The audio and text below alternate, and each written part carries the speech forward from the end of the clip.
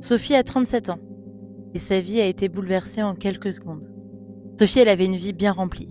Des projets, des week-ends, une relation super stable, et puis un jour, tout bascule. C'est un accident de voiture banal, où elle n'est même pas en tort, c'est important de le rappeler, où le verdict tombe. Elle ne remarchera probablement jamais. Alors aujourd'hui, Sophie est en fauteuil. Comme elle le dit, être handicapée du jour au lendemain, c'est beaucoup plus dur que d'être handicapée de naissance. Elle est retournée vivre chez ses parents, elle a perdu son travail, elle n'a pas encore d'aide à domicile, donc ses aidants, c'est ses parents. Elle porte une sonde, elle ne contrôle plus certaines fonctions de son corps, elle ne sent plus certaines fonctions de son corps. Et chaque jour est un combat. Et comme si ça ne suffisait pas, son compagnon a rompu, trop dur. Pas parce qu'il ne l'aimait pas, parce que pour lui, il ne savait pas gérer. Sophie, elle se sent comme un fardeau. Elle ne se reconnaît plus. Même dans son intimité, elle se demande comment je vais pouvoir être encore aimée. Comment je vais pouvoir aimer encore.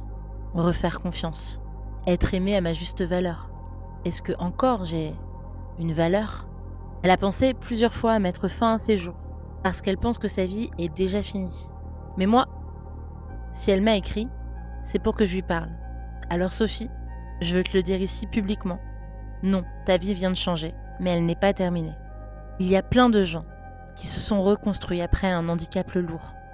Et tu vas en faire partie. Tu vas trouver le truc qui te fait vibrer. Tu étais très sportive, Sophie, tu me l'as écrit. Tu peux être encore sportif en adaptant en fait tout simplement ton sport. Pour Sophie, laissons une vague de solidarité. Parlez-lui en commentaire. Elle a besoin de se sentir soutenue, aimée et vivante. Donnons-lui de la valeur.